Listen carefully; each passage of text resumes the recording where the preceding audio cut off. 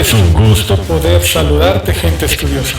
Has llegado al podcast El Repasadero con Miguel Presol Jr., donde tendremos la recopilación de los puntos más importantes de la guía de estudio de la escuela sabática. Prepara tu mente y tu corazón. Y repasemos los temas ya estudiados. ¡Ahí van!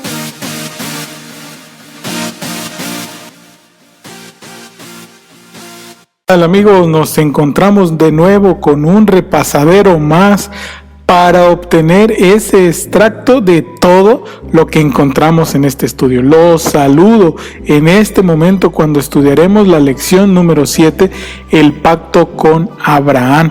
Que todos sean siempre bendecidos y que sobre todo disfrutemos cada momento de nuestras vidas. Seamos felices haciendo todo lo correcto.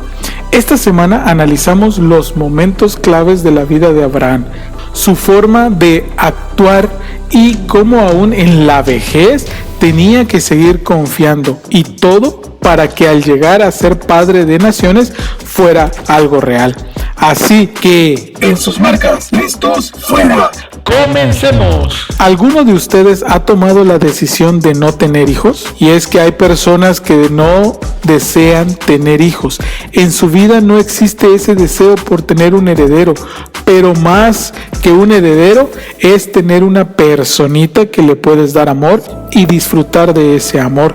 Llega a ser frustrante cuando ves que hay personas que buscan por mucho tiempo y no se les concede tener un bebé y su familia no puede crecer. ¿Qué hacer en esos casos? Esta semana veremos cómo Dios le promete y le asegura a Abraham que va a tener un descendiente de Sara, su mujer, aún viendo las limitantes que existen por la edad principalmente. Y es que Dios hace formal su pacto con Abraham, y ese pacto no era solo para él, tenía como objetivo incluir a otras naciones de igual forma como el pacto eterno que se ofrece para toda la humanidad. Estudiaremos cómo Abraham demuestra varios estados de ánimo, entre risas y miedo, entre sensibilidad humana y cordialidad, hasta el punto de mantenerse firme en su fe. Dios tenía un gran plan para Abraham, y aunque se escuche feo, pero no tenía para dónde irse. Era momento de aceptar que él era el patriarca que Dios estaba escogiendo. Así como Dios escogió a Adán, escogió a Noé, ahora era Abraham el que tendría una labor importante dentro de la humanidad. Y vamos a iniciar con la primera pregunta. ¿De qué forma llega a ser una bendición un hijo? ¿Cuáles son las bendiciones que trae un hijo a la familia? Sí, no todos tienen hijos, pero sin duda todos somos hijos, y aunque somos personas egoístas, siempre vemos el beneficio que puede llegar hacia nosotros el formar parte de una familia. Pero ¿te has puesto a pensar de qué forma has beneficiado tú a tu familia? Por eso Abraham tenía que demostrar fe. Y es que sin duda Abraham estaba preocupado por tener un heredero, por tener quien al final de todo pudiera disfrutar de sus posesiones. Y viendo que no llegaba, este heredero le preguntó a Dios: ¿será que mi siervo disfrutará de todo esto? Y es ahí donde Dios le responde a Abraham que sí iba a tener su heredero. Y Abraham tenía que creer, y entonces le creyó, porque sabía que todo eso estaba en manos de Dios. Era Dios quien haría ese milagro y no dependía de Abraham y menos de Sara. Abraham tenía que demostrar fe.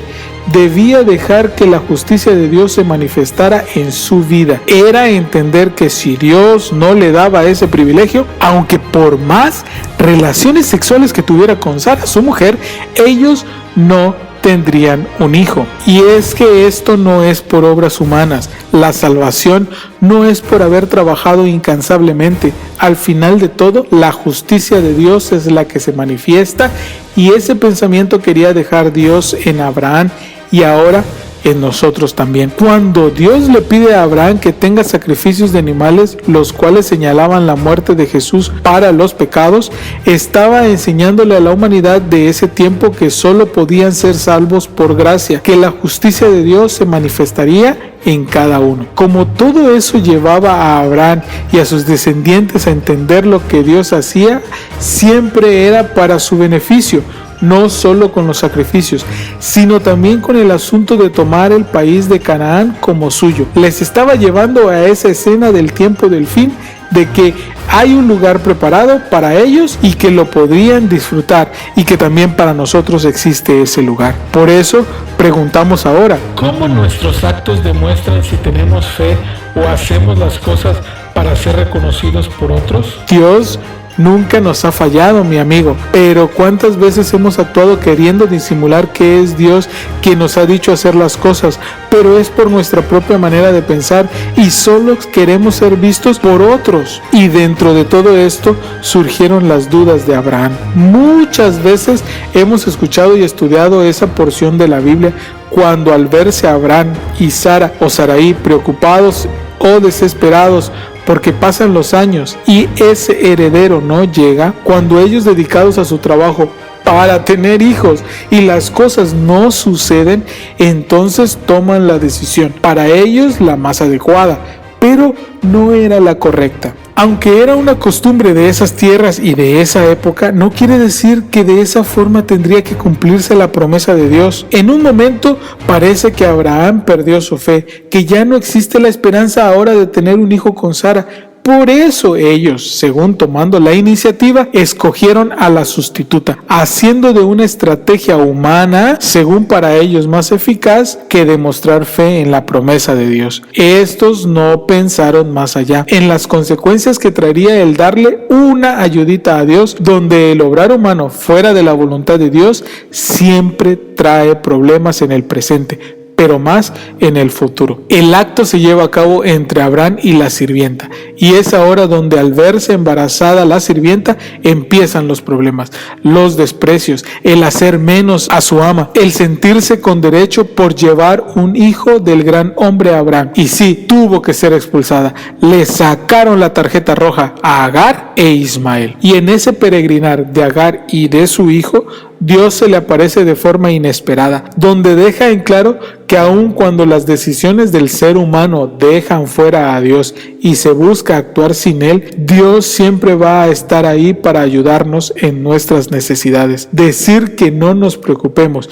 que todo va a estar bien. Por eso surge una cuestión. ¿Hay algún momento en el que tengamos que decidir hacer algo y actuar para que las promesas de Dios se cumplan? ¿O siempre tenemos que esperar hasta que Dios actúe y suceda? Es que algunos somos más desesperados que otros y otros más atrevidos que algunos, y en esa forma de actuar es como decidimos y hacemos las cosas, o simplemente demostramos confianza y paciencia. Y ante esta situación, la señal del pacto abrámico existe, y es que la falta de fe de Abraham había cortado esa relación espiritual que tenía con Dios, y Dios no había hecho nada, y llega el momento donde vuelve a aparecer para volver a tener un pacto con Él. Ya había un acto donde el hombre demostraba su confianza en Dios, y es precisamente en los sacrificios de animales, donde el hombre tenía que comprender el asunto de la salvación, la redención por medio del Cordero Divino. Pero ahora Dios quería tener un pacto con Abraham y sus descendientes, con algo que ellos harían a su cuerpo, donde este acto implicaba nuevamente sangre derramada, donde tenían que hacer un sacrificio, porque no era fácil y menos agradable en ese tiempo al ser circuncidados. Pero Dios ahora le estaba pidiendo que todo hombre de su pueblo lo hiciera, y a cada varoncito recién nacido se le practicara a los 8 días de haber nacido. Pero, ¿qué conllevaba todo esto? ¿Para qué era necesario practicar esta actividad de la eliminación del prepucio? Sin duda, la importancia de este pacto en el asunto de la circuncisión los llevaba a dos asuntos muy importantes con la primera profecía mesiánica, que son: número 1, el nacimiento físico de un pueblo, y número 2, la promesa espiritual de la salvación para todos. Todo lo que estaba ocurriendo en la vida de Abraham y Sarai los estaba llevando a comprender que existiría un futuro eterno, que les garantizaba la vida eterna a ellos y a todos los que pertenecieran a ese pueblo, que reclama con fe las promesas divinas, a todos los que llevaran esa marca tan especial. Y Dios les llega a cambiar los nombres a ambos, tanto a Abraham como a Sarai. Dios les dice que su presente hasta ahí ha quedado y que el futuro que ahora viene sería mucho mejor. Claro, si siguen demostrando fe. Y pregunto, ¿por ¿Por qué era necesario ese pacto de la circuncisión para disfrutar de la promesa? Esto marcaba algo especial para esa familia que se haría grande, esa familia que se reconocía por actuar con fe, y ahora en este tiempo ya no es necesario el ser circuncidado para pertenecer a ese pueblo. Y es que ese pacto ya no es para nosotros, ya que Pablo lo reafirma en Gálatas 6:5, porque ya se había realizado el mejor y único sacrificio que vale la pena para ser salvo. Y entonces el hijo de la promesa está pendiente. Imagínate cómo Abraham ahora tenía que actuar siempre por fe, creer en lo que vendría para ellos, presentado siempre en la justicia de Dios.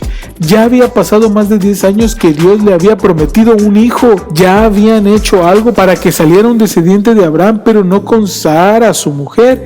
Ya habían hecho distinción del pueblo de Dios con los otros pueblos a través de la circuncisión. ¿Y ahora qué faltaba? Solo faltaba que la promesa del Hijo se hiciera presente, donde provendrían ese gran número de personas como la arena de la mar o como las miles de estrellas. Abraham siempre estaba atento a todo lo que ocurriera y estaba pendiente en el momento preciso que Dios le hablara o se le apareciera. Ese día, mientras disfrutaba del calor a la puerta de su tienda, se dio cuenta de la presencia de 3 hombres y los vio diferentes. No eran como cualquier hombre que pasaba por ahí. Al verlos, no dudó en ponerse de pie y apresurarse para llegar a ellos y atenderlos, para demostrarles el respeto que estos merecían. No solo corrió para saludarlos, sino que los llevó a su tienda. Les dio agua para limpiarse y vio que se les preparara alimento para ellos. Les mostró una hospitalidad inigualable. Abraham no estaba equivocado. Él sabía que eran seres celestiales, que a su vez en esa visita le traían un mensaje sobre esa promesa. Le dijeron que Sara de 90 años y él de 100 años tendrían ahora sí un hijo, que esa promesa hecha por Dios tiempo atrás ya tendría su cumplimiento de la forma correcta, sin ayudas humanas. Ahí estaban viendo ellos precisamente cómo la gracia divina y el amor de Dios por la humanidad era inmenso y constante. Y entonces, ¿por qué se ríe Sara? Existe un escepticismo en ella por todo lo que ahora conocía. Sabía que era de edad avanzada, sabía que la ausencia de su periodo, o conocido como ovulación, ya no existía, y otras cositas más que pasaban con ella. Por eso te pregunto, ¿por qué Abraham actuó con hospitalidad hacia esos hombres y cuál fue su recompensa? No había por qué dudar. Aunque Abraham era una buena persona con todos, pero en ese acto él demostró aún más su fe y su confianza en Dios, y quizá aún preocupado porque la promesa se cumpla. Y entonces pasan los días y Lot en Sodoma se encuentra. Dios entonces con esta visita le confirma que sí va a tener un hijo con Sara y que puede estar tranquilo demostrando su fe porque la promesa se va a cumplir. Pero ahora surge un problema que no afectaría directamente a Abraham, pero sí a su sobrino. No porque Lot sea malo, sino porque la ciudad en donde él vive se ha descarriado. Han estado actuando de la peor forma. Esto nos recuerda a las decisiones equivocadas que tuvo Caín, al pecado de Lamec, a las atrocidades de los antidiluvianos y ahora la población de Sodoma actuando perversamente. Y es ahí donde Abraham hace un negocio con Dios. Y Dios siempre le responde que no los destruirá si encuentra gente justa. Es más, hasta 10 personas justas y no lo iba a destruir, y eso era algo que no tenía esa ciudad. ¿Qué tan enferma y malvada era esa gente en Sodoma? Tal era su forma de actuar que en un gran porcentaje la gente hacía maldad, porque no podemos decir que todos, porque por lo menos habían 4 personas que a simple vista eran justos, aunque al final nos damos cuenta que solo eran 3. Esta actitud de maldad y perversidad me recuerda, ¿sabes a qué? A algunas ciudades de nuestro tiempo.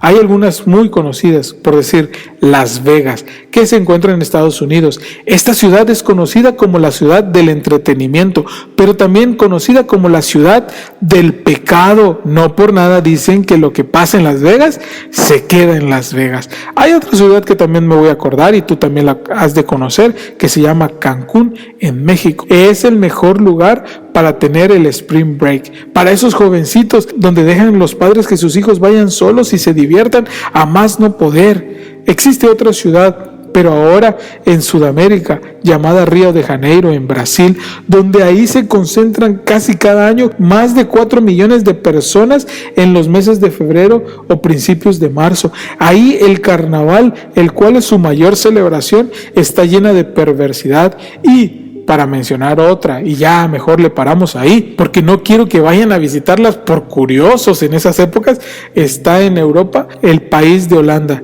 el lugar donde es permitido todo: sexo, drogas, alcohol, diversión. Podríamos decir que esas son las Sodomas de ahora. Pero dice Patriarcas y Profetas, página 154. Y ahora se acercaba la última noche de Sodoma. Las nubes de la venganza ya proyectaban sus sombras sobre la ciudad condenada, pero los hombres no las percibieron. Mientras se acercaban los ángeles con su misión destructora, los hombres soñaban con prosperidad y placer. El último día fue como todos los demás que habían llegado y desaparecido. La noche se cerró sobre una escena de encanto y seguridad. Los rayos del sol poniente inundaron un panorama de incomparable belleza. La frescura del atardecer había atraído fuera de las casas a los habitantes de la ciudad, y las multitudes amantes del placer se paseaban de aquí para allá gozando de ese momento. La destrucción nos avisa de lo que ocurrirá en el tiempo del fin. Por eso quiero preguntarte, ¿de qué forma tenemos que actuar para mostrar la preocupación de Abraham con Sodoma en nuestro tiempo? ¿Qué debemos hacer? Y no solo esas ciudades que te mencioné, Las Vegas, Cancún, el país de Holanda y Río de Janeiro, que también te dije, quiere decir que son las únicas que están mal. Quizá también donde tú vives necesita que se haga algo para encontrar personas justas o buscar que se hagan justas por la gracia de Dios. Por eso tenemos que concluir en este asunto. Siempre deberíamos estar motivados para ver por los impíos. Si es necesario orar por ellos, pero hay más cosas que debemos hacer. Está en nuestras manos que ellos conozcan la justicia de Dios, que existe redención en el acto de amor de Jesús y que Dios, al presentar su justicia, quiere darles lo mejor. Por eso Hassel, en su libro El Remanente, la historia y la teología del remanente, una idea desde el Génesis hasta Isaías, en la página 150 y 151 nos dice: de una manera extremadamente revolucionaria, el antiguo pensamiento colectivo que castigaba al miembro inocente por complicidad se ha traspuesto a algo nuevo.